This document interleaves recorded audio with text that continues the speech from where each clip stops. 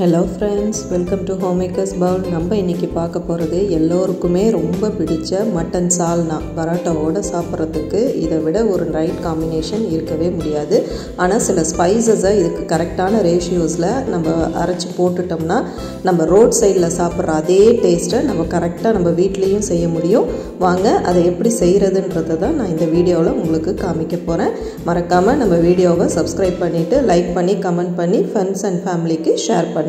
நம்ம வீடியோக்குள்ளார போய் எப்படி செய்கிறதுன்றதை நம்ம இப்போ பார்க்கலாம். இதுக்கு முதல்ல ஒரு வாணலில் நம்ம சில பொருட்களை ட்ரை ரோஸ்ட் பண்ணணும். அது வந்து 1 டீஸ்பூன் பெருஞ்சீரகம், 1 டீஸ்பூன் ஜீரகம், 1 டீஸ்பூன் மிளகு. இந்த மூணுத்தையும் ஃபஸ்ட்டு வந்து நல்லா ட்ரை ரோஸ்ட் பண்ணிக்கோங்க. ஸ்டவ் வந்து லோ ஃப்ளேம்லேயே வச்சு பண்ணுங்கள், கருக விட்டுறாதீங்க. கருகிடுச்சுன்னா நம்மளுக்கு டேஸ்ட்டே மாறிடும். அதனால் லோ ஃப்ளேம்லேயே நல்லா வறுத்து எடுங்க. இது வறுத்ததுக்கப்புறம் சில பொருட்களை அடுத்தடுத்து நம்ம சேர்க்கலாம். ஃபஸ்ட்டு இதை நல்லா வறுத்துக்கோங்க. இந்த மாதிரி தனியாக ஒரு ஓரம் வச்சுட்டு நம்ம வந்து இப்போ ஒரு 3லேருந்து 4 கல்பாசி சேர்த்துக்கிறோம். இந்த கல்பாசி தான் இந்த சால்னாவுக்கே முக்கியமான ஸ்பைஸு. அதனால் மறக்காமல் இதை வந்து சேர்த்துக்கோங்க.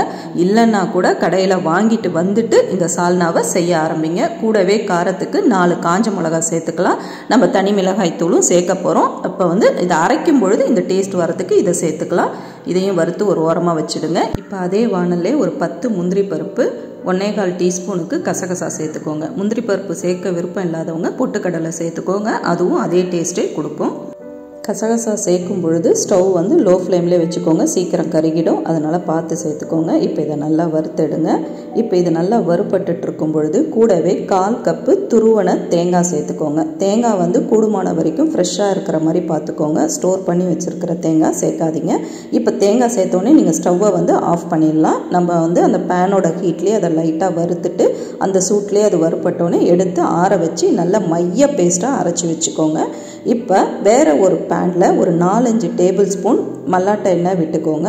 எண்ணெய் காஞ்சதும் 2 பிரிஞ்சி இலை சேர்த்துக்கோங்க. இதுக்கு தாளிக்கிறதுக்கு நான் 1/2 டீஸ்பூன் பட்டைத்தூள் சேர்த்துக்கிறேன். பட்டைத்தூளில் வந்து நான் கிராம்பு, ஏலக்காய் எல்லாமே ஈக்குவல் ரேஷியோவில் சேர்த்து அரைச்சி வச்சுருக்கேன். அதை தான் நான் சேர்த்துக்கிறேன். இது நான் பிரியாணிக்கு சேர்க்குறது. அப்படி சேர்க்க அந்த தூள் இல்லாதவங்க 2 பட்டை, 2 ஏலக்காய், 2 கிராம்பு சேர்த்துக்கோங்க. கூடவே 2 பச்சை மிளகாவை கீறி சேர்த்துட்டு 2 பெரிய வெங்காயத்தை நல்லா நீளமாக நறுக்கி சேர்த்துக்கிறேன். இது எல்லாமே நல்லா வதங்கி வரணும். வதங்கி வந்ததுக்கப்புறம் தான் நம்ம இஞ்சி பூண்டு பேஸ்ட்டு சேர்க்க போகிறோம். ஸோ இப்போ இது எல்லாமே நல்லா வதக்கி விடுங்க. வதங்கினதுக்கப்புறம் நம்ம 1 டேபிள் ஸ்பூன் இஞ்சி பூண்டு பேஸ்ட்டு இதில் நம்ம சேர்க்கலாம்.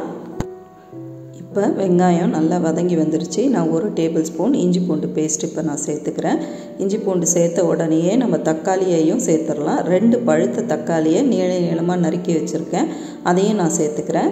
சேர்த்து இப்போ இது எல்லாத்தையும் நல்லா வதக்கி விடுங்க. நல்லா இந்த வாசனை இஞ்சி பூண்டு பேஸ்ட்டு எல்லாமே நல்லா வதங்கி வெங்காயம் தக்காளி எல்லாமே நல்லா வதங்கி வரணும். வதங்கி வந்ததுக்கப்புறம் தான் இதில் அடுத்தடுத்து நம்ம ஸ்பைஸ் பவுடர்ஸ்லாம் சேர்க்கணும். இப்போ இந்த மாதிரி நல்லா வதக்கி விடுங்க. வதங்கினதுக்கப்புறம் இதில் 1 டீஸ்பூன் உப்பு நான் சேர்த்துக்கிறேன்.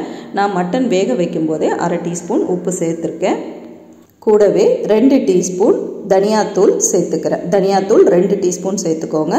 1 டீஸ்பூன் தனி மிளகாய் தூள், 1/2 டீஸ்பூன் மஞ்சத்தூள். நம்ம மட்டன்லேயும் மஞ்சத்தூள் சேர்த்துருக்கோம். அதனால் அது 1/2 டீஸ்பூன் சேர்த்தா போதும். இப்போ வேக வச்ச மட்டனை இதில் நம்ம சேர்த்துடலாம். மட்டன் வந்து கூடுமான வரைக்கும் எலும்பும் கொழுப்பும் இருக்கிற மாதிரி பார்த்துக்கோங்க. கேட்டே வாங்குங்க. எலும்பும் அந்த கொழுப்பும் இருந்தால் தான் இந்த சால்னா வந்து நல்லா வெந்து வரும் பொழுது நல்ல ஒரு டேஸ்ட் கொடுக்கும். அந்த கொழுப்பெல்லாம் கரைஞ்சி எண்ணெய் மிதக்கிற மாதிரி அந்த சால்னாவில் இருக்கும். இன்றைக்கி ஒரு நாள் நம்ம வீட்டில் செஞ்சு சாப்பிடும் பொழுது அதே டேஸ்ட் வரணும்னா அதன்படி நம்ம செஞ்சாதான் அந்த மாதிரி அந்த டேஸ்ட் கிடைக்கும். இப்போ இந்த குக்கரில் இருக்கிற மீதி தண்ணியையும் சேர்த்துருங்க. சேர்த்துட்டு இப்போ நம்ம அரைச்சி வச்சுருக்கோம் இல்லையா அந்த பேஸ்ட்டு, அதையும் வந்து ஜார்லேருந்து எடுத்து இதில் சேர்த்துருங்க. ஜாரையும் கழுவி இன்னும் கொஞ்சம் தண்ணியும் சேர்த்துக்கோங்க. கூடுமான வரைக்கும் சால்னா வந்து தண்ணியாக இருக்கிற மாதிரி பார்த்துக்கோங்க. ஏன்னா இது நல்லா 10 நிமிஷம் கொதிச்சு வரணும். கொதிக்க கொதிக்க தான் அந்த மட்டனில் இருக்கிற ஆயில் வந்து நம்மளுக்கு ரிலீஸ் ஆகும். அந்த கொழுப்பெல்லாம் கரைஞ்சி நல்ல எண்ணெய் மிதந்து அந்த சால்னா வந்து பார்க்கவே கலர்ஃபுல்லாக சூப்பராக டேஸ்ட்டாக இருக்கும். 10 நிமிஷத்துக்கு அப்புறம் இந்த சால்னாவை நீங்களே பார்க்கும் பொழுது அது நான் சொன்னது எல்லாமே நீங்களே உணர்வீங்க. பார்த்தீங்களா, சூப்பராக இருக்குது. இப்போ இதுக்கு ஒரு தாளிப்பு ரெடி பண்ணிடணும்.